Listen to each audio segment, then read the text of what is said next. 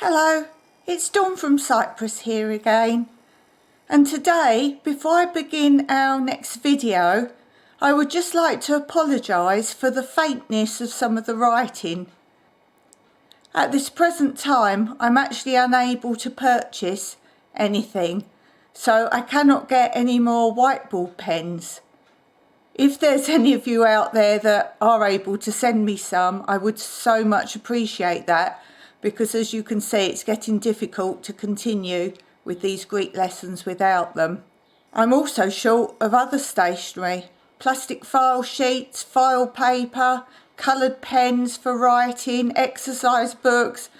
I'm just not getting on very well with my study or planning the lessons right now.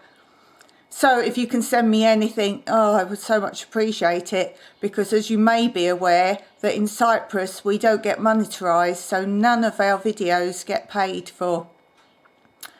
So if you can send me anything, I would really appreciate it. I've put my address in the description below, so if you can't send me anything, that's fine. Please enjoy the lessons, but why not send me a letter? Tell me all about your learning, or what country you're from, or what you're doing during the lockdown, anything at all. I'd just so love to read the mail.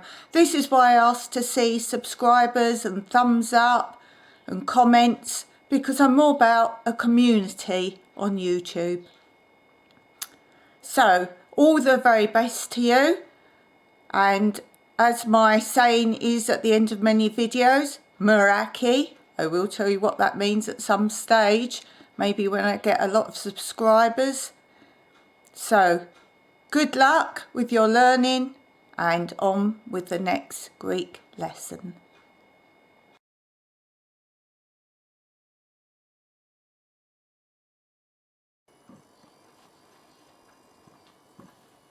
In today's lesson, we're looking how to use the genitive case in a sentence.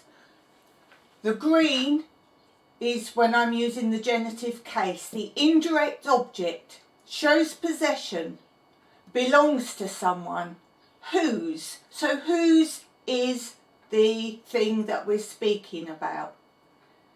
I've used the red for the nominative case, which we're going to also be using and needing in these sentences. The nominative case, the subject of a sentence, who, Pios. Don't worry about that for now, that's the Greek word for who. So let's look at the first one. Reading it in Greek first, we have o skilos tu andra. So remember how our endings change when we use the genitive. So here, broken down into basic translation word for word, it says the dog of the man. So in Greek, that is basically saying the man's dog. Of the man. The man's what? The dog.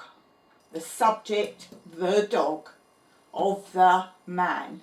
Who does the dog belong to? It's of the man's. So whose?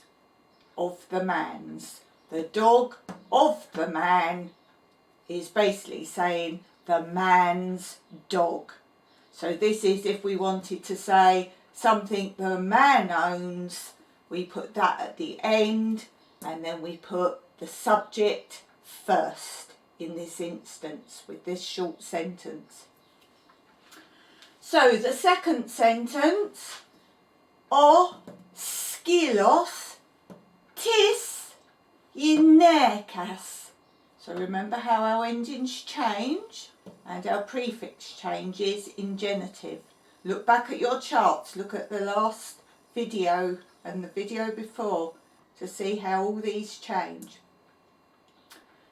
So the dog of the, we can say for that, that's how I remember genitive, of the woman. So the woman's dog. So if we want to say the woman's dog, then this is how we put it using the genitive. The next one, o skilos tu Pediu. So this is the dog of the child.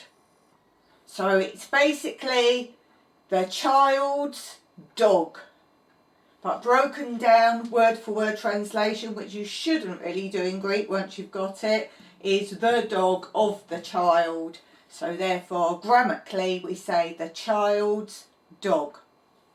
So now we have ta, which remember is plural in neuter, and when we have ta in neuter, if the word finished in o in singular, it changes to a on the end. So we have ta, aloga, ton and dron. Now this ton reminds us it's plural in genitive. Everything has to match in Greek.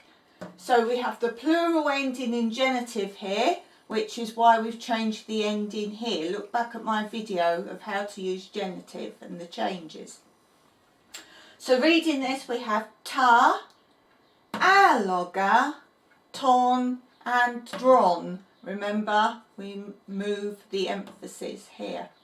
So in word for word translation, the horses of the men.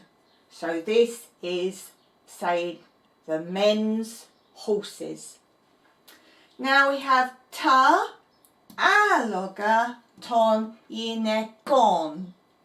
The horses of the women. So this sentence says the women's horses.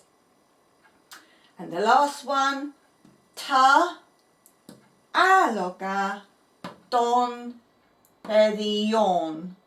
The horses of the children. So this sentence says the children's horses. Look out for more of these basic sentences in my next few videos, and then we will move on to other things. So until next time, please comment, subscribe, share, and definitely thumbs up if this was any help to you. All the very best to you from Cyprus. Goodbye.